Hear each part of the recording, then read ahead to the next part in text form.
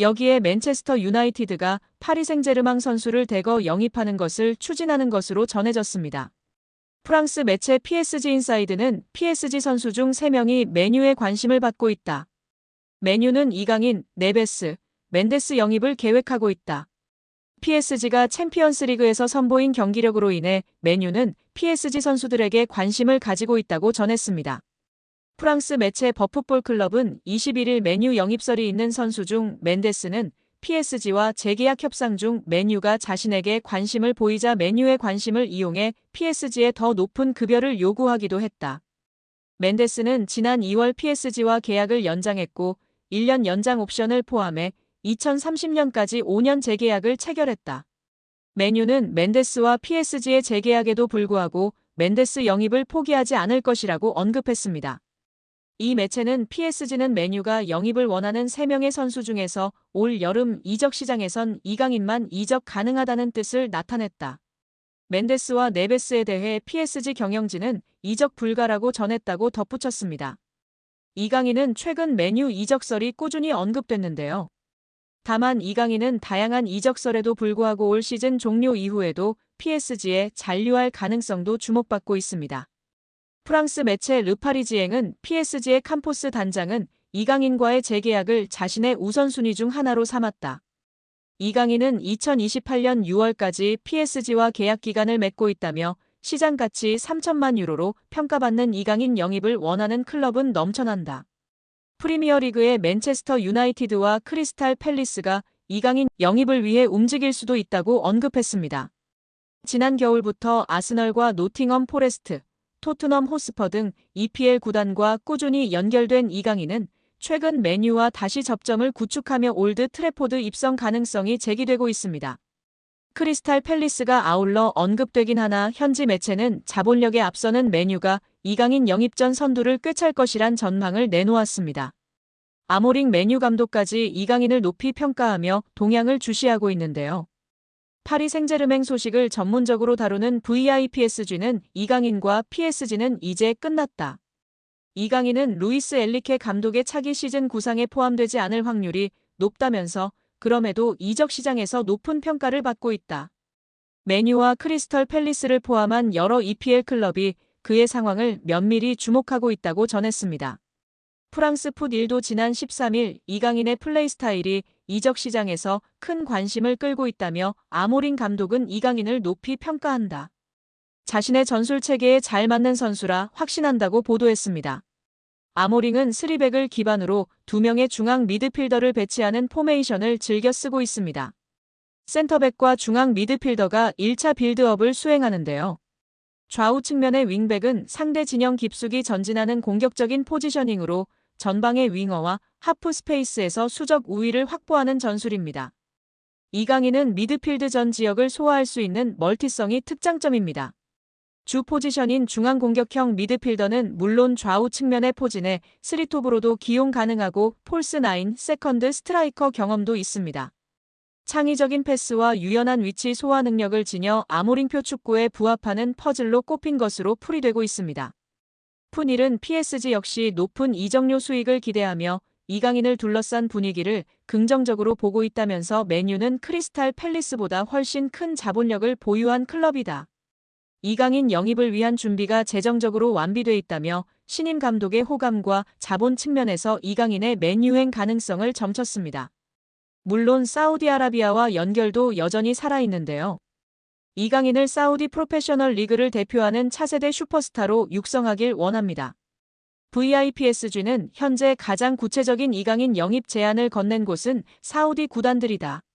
매우 경쟁력 있는 급여를 제시했다. 트랜스퍼마르크트가 추산한 예상 이적료 3천만 유로 약 483억 원의 몇 배가 넘는 금액을 제안한 것이라고 알렸습니다. 풋1도 복수의 사우디 구단이 PSG와 이강인에게 거액의 오퍼를 제시할 준비를 마쳤다고 전했습니다. 그러나 현지에서도 20대 초반인 이강인이 유럽 5대 리그에서 커리어를 이어갈 확률이 높다 보는 분위기입니다. 특히 다가오는 2026 북중미 월드컵을 앞두고 유럽 무대에서 경쟁력을 유지하는 것이 선수의 대표팀 내 입지나 한국 경쟁력 차원에서 두루 유용한 상황입니다. 이강인의 이적설이 이어지고 있습니다. 아스널, 맨체스터 유나이티드 등 프리미어리그 명문 구단뿐 아니라 어린 시절을 보낸 스페인 리그 복귀 가능성도 거론됩니다. 아직 구체적인 이적 협상은 진행되지 않은 상황인데요. 국내 매체 스포츠 경향 보도에 따르면 이강인 본인이 PSG를 떠나고 싶어 한다고 합니다. 구단이 이강인이 싫어서 방출하려는 것이 아니라 선수 본인이 팀을 옮기고 싶다는 이야기를 지인들에게 하고 있다고 합니다. PSG는 세계 최고 부자 구단 중 하나입니다. 카타르 정부 산하 투자기관 카타르 스포츠 인베스트먼트가 구단을 소유하고 있습니다. 이강인 연봉도 약 100억 원 수준으로 알려져 있습니다.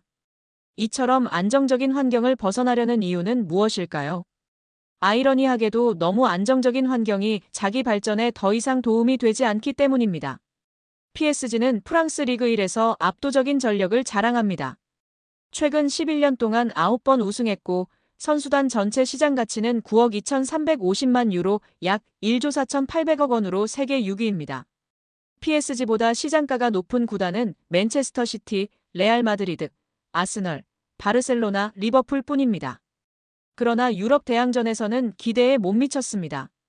챔피언스리그 우승은 없고 최고 성적은 2019년도 시즌 준우승입니다. 2번 더 준우승했지만 지금은 8강, 16강 정도 실력입니다. 높은 연봉과 편안한 생활 속에서 안주하면서도 한계를 절감한 리오넬 메시, 네이마르, 킬리안 음바페는 자의반 타의반으로 팀을 떠났습니다. 이강인은 2019년 20세 이하 월드컵 골든볼을 수상하며 세계 최고 유망주 중 하나로 평가받았습니다. 그런데 PSG에서 성장세는 기대에 못 미치고 있는데요. 지난 시즌 프랑스 리그 23경기에 출전해 3골 4도움을 기록했습니다. 이번 시즌에는 26경기 6골 5도움을 마크했습니다. 공격 포인트는 늘었지만 평균 출전 시간은 64분에서 54분으로 줄었습니다. 게다가 이번 시즌 6골은 모두 2024년에 나왔고 올해는 골이 없는 상황입니다. 유럽 챔피언스리그 무대에서는 지난 시즌에 9경기에 출전하였고 1골 1도움을 기록했습니다. 올 시즌에는 11경기에 나서고도 공격 포인트가 없는 상황입니다. 성장하기보다 오히려 정체하는 느낌인데요. 루이스 엘리케 PSG 감독은 바둑돌을 옮기듯 선수들을 운용하고 있습니다. PSG는 리그 우승과 챔피언스리그 출전이 보장된 팀입니다.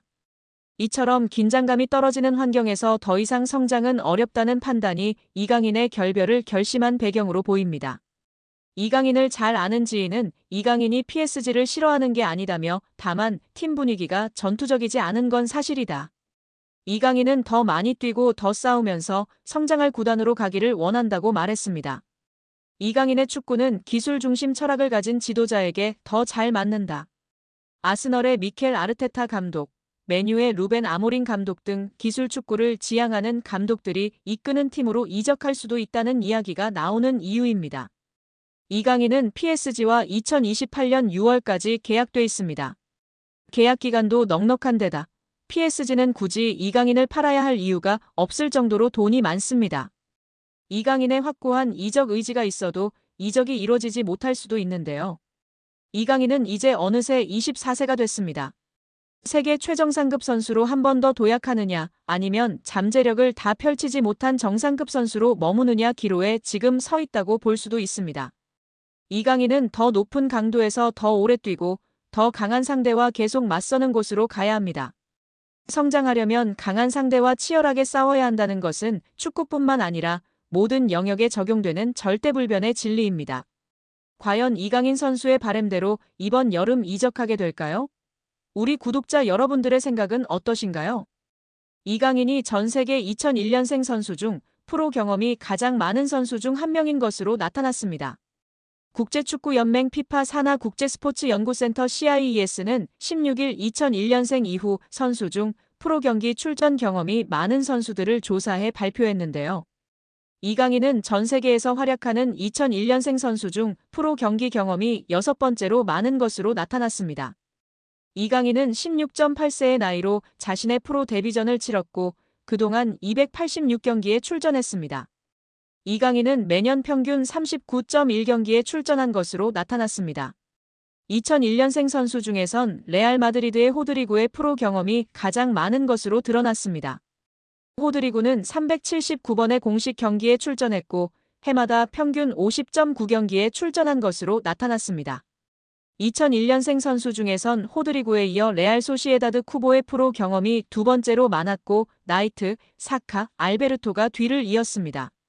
이강인은 지난 2019년 국제축구연맹 20세 이하 월드컵에서 대회 득점왕 홀란드를 제치고 골든볼을 수상하며 전 세계 최고 유망주로 인정받기도 했습니다. 벨기에 신성 케털라러는 이강인에 이어 전 세계 2001년생 선수 중 프로 경기 경험이 7번째로 많은 것으로 나타났습니다. 이어 이강인의 파리 생제르맹 동료 크바라츠헬리아가 전 세계 2001년생 중에선 8번째로 프로 경험이 많은 것으로 드러났습니다. 2002년생 선수 중에선 레알 마드리드의 카마빙가의 프로 경기 경험이 가장 많았고 리버풀의 흐라벤베르흐가 뒤를 이었습니다. 2003년생 중에선 레알 마드리드의 벨링엄과 바이에른 뮌헨의 무시알라가 프로 경기 경험에서 나란히 1위와 2위를 기록했습니다.